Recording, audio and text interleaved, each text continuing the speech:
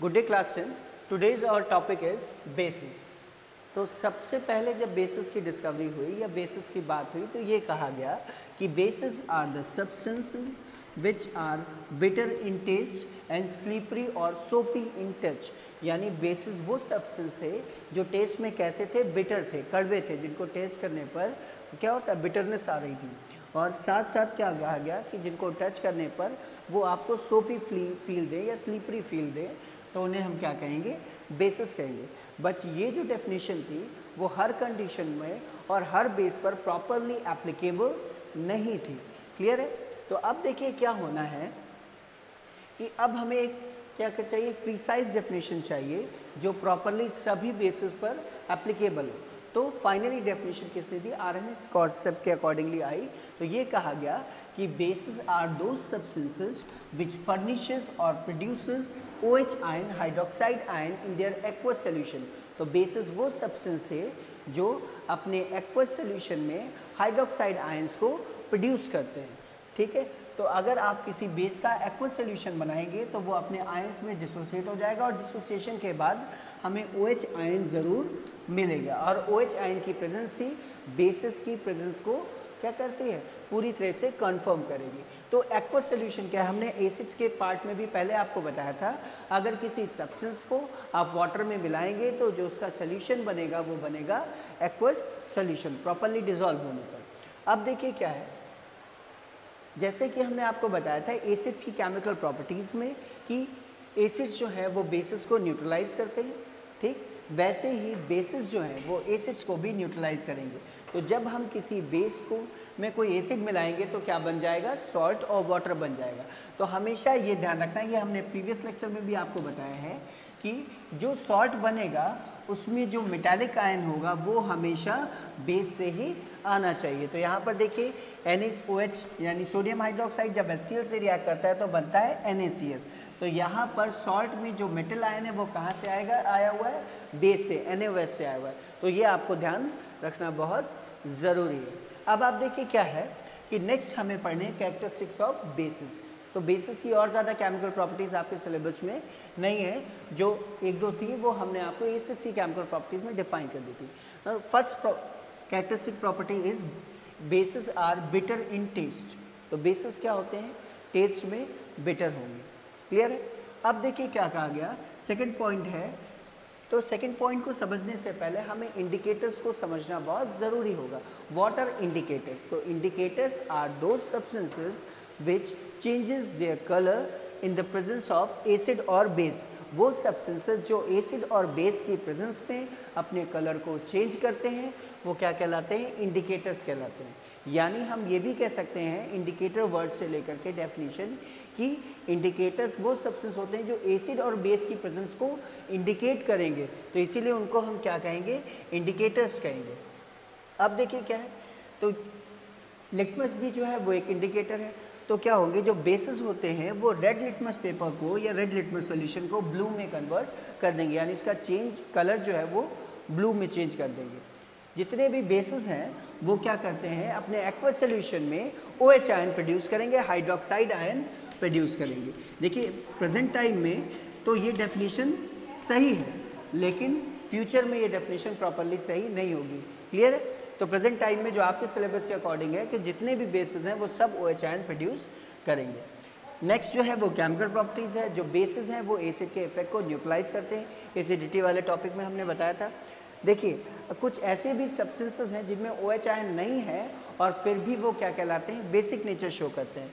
तो जितने भी मेटल्स के ऑक्साइड हैं, एक्टिव मेटल्स के, sodium oxide, potassium oxide, calcium oxide, magnesium oxide, जो मेटल्स के ऑक्साइड है वो भी बेसिक नेचर के होते हैं, वो भी बेसिस की तरह ही बिहेव करेंगे। And last not the least property, N aqueous solution of bases conduct electricity. तो देखिए क्या होता है, एक्वस सोल्यूशन का जो बेस का जो एक्वस सोल्यूशन होता है वो क्या होता है, बेसिस को अपने आयंस में डिसोसिएट कर देता है, Na+ और OH- आयंस। तो यानी यहाँ पर चार्जेस जनरेट हो जाते हैं पॉजिटिव और निगेटिव आयंस के फॉर्म में, और जब ये चार्जेस और ये आयंस मूव करेंगे तो क्या प्रोड्यूस करेंगी, इलेक्ट्रिसिटी प्रोड्यूस करेंगे। इसीलिए कहा गया कि an aqueous solution of bases conduct electricity, क्योंकि आपने पढ़ा है इलेक्ट्रिसिटी इलेक्ट्रिक करंट की definition, the rate of flow of charge is known as electric current. तो यहाँ पर क्या होगा, एक्वस सोल्यूशन में चार्जेस यानी आयंस प्रोड्यूस हो रहे हैं, और जब ये पर्टिकुलर स्पीड से पर्टिकुलर टाइम में मूव करेंगे तो क्या प्रोड्यूस करेंगे, इलेक्ट्रिक करंट प्रोड्यूस करेंगे। अब हमारे पास जो नेक्स्ट टॉपिक है वो हम बात करेंगे एल्कलीज की। तो देखिए क्या होता है, बेसिस जो होते हैं दो टाइप के होंगे, एक वाटर सॉल्युबल और एक वाटर इनसॉल्युबल, ठीक। तो यानी सारे बेसिस वाटर सॉल्युबल नहीं होंगे। तो all those bases which are soluble in water, वो सारे बेसिस जो वाटर में सॉल्युबल होते हैं उन्हें हम क्या कहते हैं, एल्कली कहते हैं। वो बेसिस जो वाटर में सॉल्युबल होते हैं उन्हें हम क्या कहेंगे, एल्कलीज कहेंगे। तो यानी water soluble bases are known as alkalis. Alkalis bases क्या होते, बेसिकली क्या होंगे, NaOH और KOH। एक्टिव मेटल्स के जो हाइड्रोक्साइड आयन है वही बेसिकली क्या है, एल्कलीज। क्लियर। अब हमें क्या है, सीखना होगा डाइल्यूशन।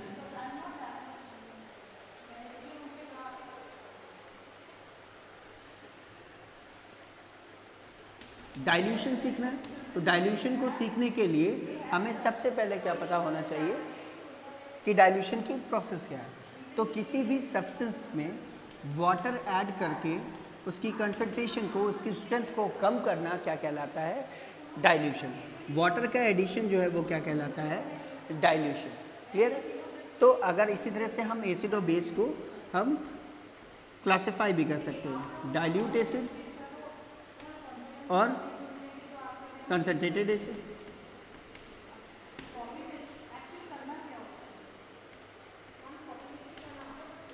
इसी तरह से बेसिस जो होते हैं वो भी कैसे होंगे, डाइल्यूट और कंसंट्रेटेड होंगे। तो यहाँ पर हम लोग के सिलेबस में एल्कलीज है तो हम एल्कलीज के ही रिस्पेक्ट में बात करेंगे।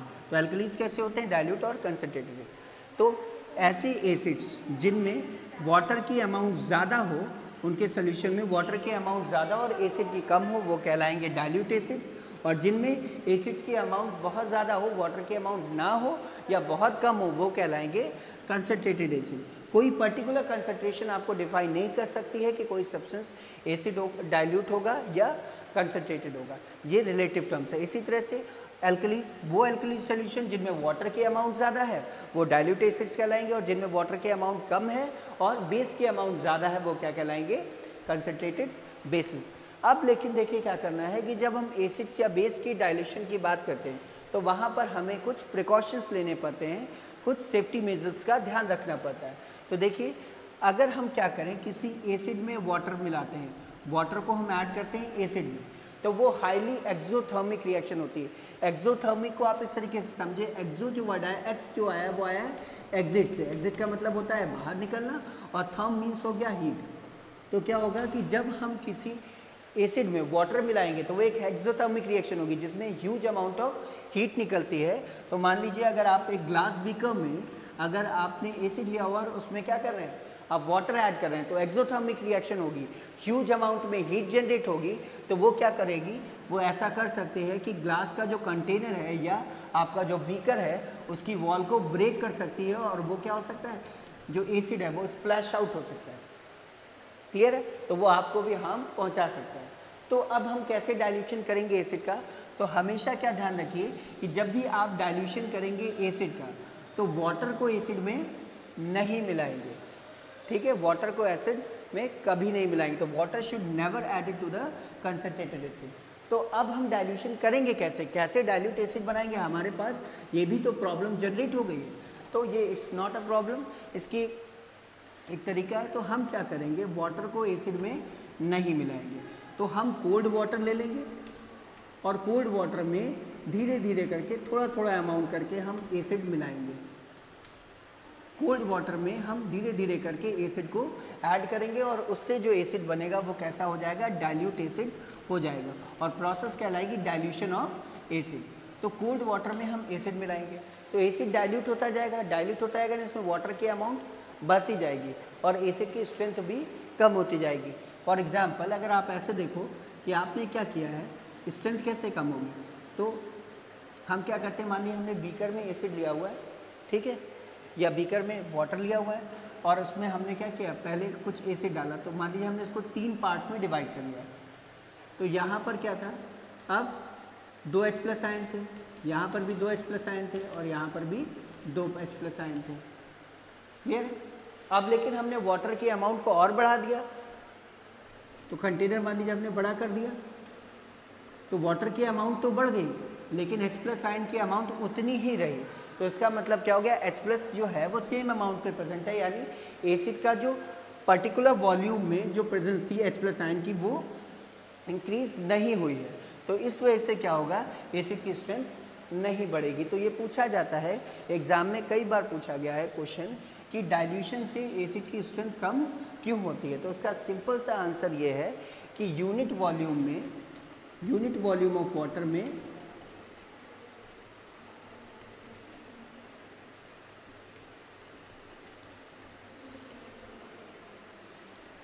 H प्लस आयन की कंसंट्रेशन कम हो जाती है।